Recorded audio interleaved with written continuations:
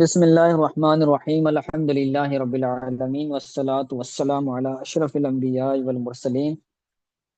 ارکان اسلام کی اسوا کا سلسلہ چل رہا تھا۔ آج کا ہمارا سوال عقیدہ ختم نبوت کے بارے میں، تو شروع کرتے ہیں۔ سب سے آخری نبی کون ہے؟ محمد عربی صلی اللہ علیہ وسلم اللہ تعالیٰ کے سب سے آخری نبی ہیں۔ اللہ تعالیٰ نے آپ کو خاتم النبیین فرمایا، یعنی اللہ تعالیٰ نے نبوت کا سلسلہ حضور پر ختم فرمایا۔ حضور کے بعد اب کوئی نبی نہیں ہو سکتا، حضور ہی آخری نبی ہیں۔ ختم نبوت سے کیا مراد ہے؟ ختم نبوت سے، عقیدہ ختم نبوت سے مراد یہ ماننا ہے کہ ہمارے پیارے نبی صلی اللہ علیہ وسلم سب سے آخری نبی ہیں۔ اللہ پاک نے حضور اکرم صلی اللہ علیہ وسلم کی ذات پر سلسلہ نبوت کو ختم فرمایا ہے۔ حضور پر نور صلی اللہ علیہ وسلم کی ظاہری زندگی کے زمانے سے لے کر قیامت تک کوئی نیا نبی نہیں ہو سکتا۔ ختم نبوت کا قرآن میں بیان۔ کیا ختم نبوت کا ثبوت قرآن کریم میں ہے؟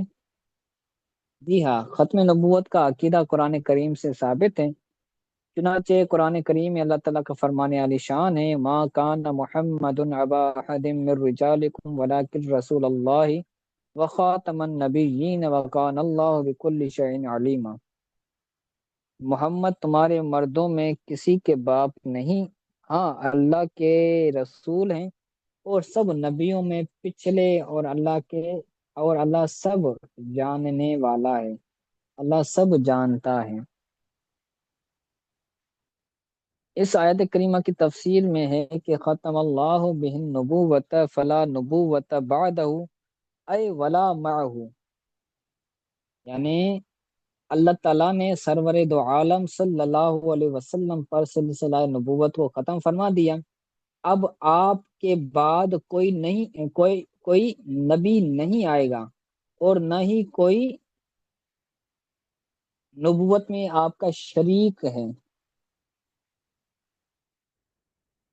ایک تو ہوتا ہے نئے سرے سے نیا نبی ہونا، دوسرا ہوتا ہے نبوت کے اندر شریک ہونا۔ جیسا کہ مسلمہ کذاب نے دعویٰ کیا تھا کہ میں نبی کریم صلی اللہ علیہ وسلم کی نبوت میں شریک ہوں، تو حضور کی نبوت میں نہ کوئی شریک ہے، نہ ہی حضور کے بعد کوئی نیا نبی ہے۔ حضور کے زمانے میں بھی نبی نہیں تھا، حضور کے بعد قیامت تک بھی کوئی نبی نیا نہیں ہونے والا۔ اب خاتم النبیین کا معنی کیا ہے؟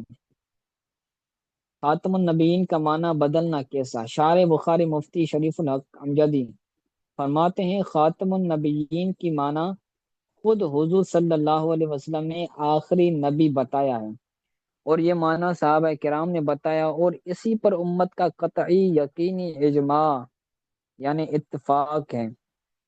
اس لیے اگر کوئی شخص یہ کہے کہ خاتم النبیین کی معنی آخری نبی عوام کا خیال ہے اور اس میں کوئی فضیلت نہیں، اور یہ مکہ میں مدح یعنی تعریف میں ذکر کرنے کے قابل بھی نہیں، تو وہ بلا شبہ کافر ہیں۔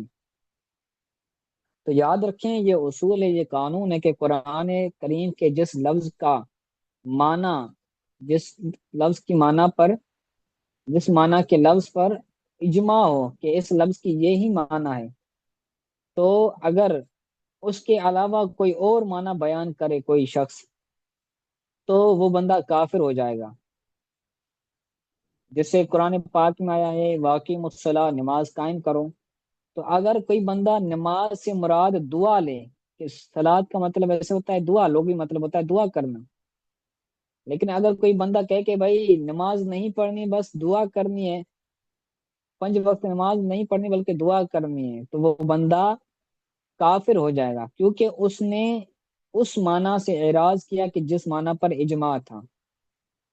تو اسی طرح خاتم النبیین کا لفظ ہے کہ خاتم النبیین سے مراد حضور کا آخری نبی ہونا ہے، تو اور اس بات پر اجماع ہے، امت کا اجماع ہے، کسی فرقے کا اجماع نہیں، کسی گروہ کا اجماع نہیں، بلکہ امت کا اجماع ہے۔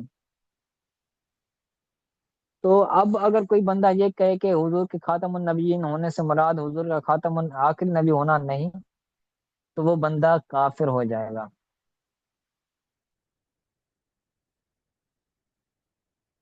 اس کے بعد ختم نبوت کا حدیث میں بیان، ختم نبوت کے ثبوت پر کوئی سی تین حدیث بیان کریں۔ اللہ پاک کے آخری نبی محمد عربی نے کثیر مواقع پر ختم نبوت کا بیان فرمایا ہے، تین احادیث مبارکہ پڑھیں۔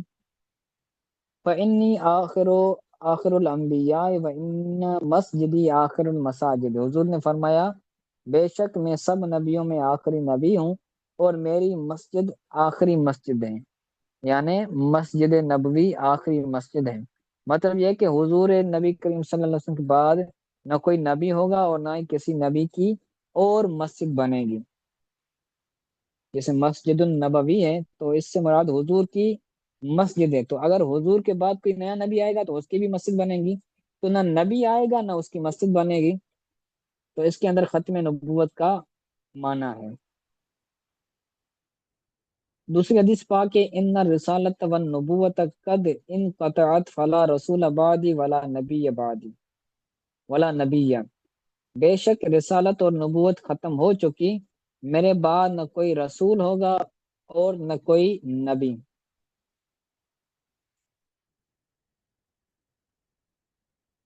تیسری حدیث پاک کہ فضلت علی الانبیاء بست، اعطیت جوامع الکلم ونصرت بالرعب واحلت لی الغنائم وجعلت لی الارض طہورا ومسجدا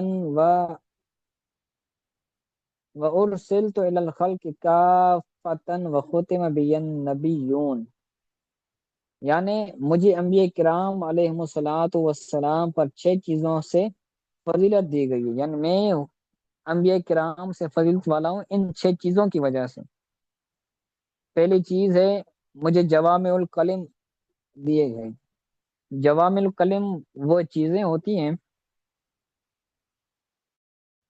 جوامع الکلم کا مطلب یہ ہے کہ الفاظ کم ہوں لیکن ان کی معنی زیادہ ہوں۔ حضور کی کئی ایسی احادیث ہیں کہ جن کے اندر ایک ایک کلمہ، دو دو کلمے، تین تین کلمے ہیں، لیکن علماء نے اس کی طویل تشریحات کی ہیں، تو الفاظ تو کم ہوتے ہیں لیکن ان کا معنی بہت وسیع ہوتا ہے۔ تو اس پر امام ملا علی قاری رحمۃ اللہ تعالی علیہ نے ایک رسالہ بھی لکھا ہے کہ جس رسالے کے اندر حضور کے تمام جوامع الکلم والی روایات کو بیان کیا ہے، مختصر ہیں لیکن ان کا معنی بہت وسیع ہے۔ تو حضور کو جوامع الکلم عطا کیے گئے جو دوسرے انبیاء کرام کو عطا نہیں کیے گئے تھے، تو اس کے ذریعے حضور کو فضیلت دی گئی۔ دوسرا ہے کفار پر رعب طاری کر کے میری مدد کی گئی، میرے لیے مال غنیمت کو حلال کر دیا گیا۔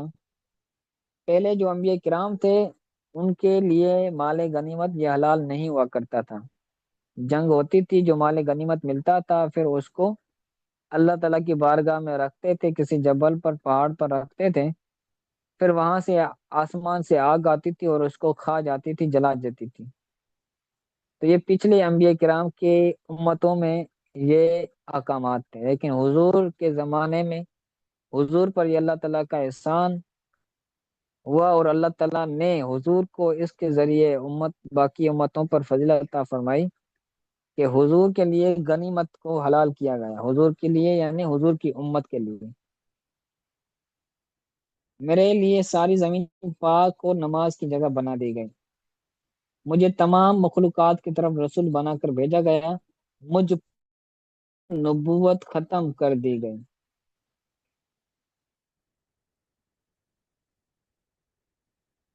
ٹھیک ہے، تو اس کو آپ یاد کیجیے گا، بہت حساس مسئلہ ہے ختم نبوت والا، تو یاد کیجیے گا، کل انشاءاللہ تعالیٰ اس سے آگے پڑھیں گے۔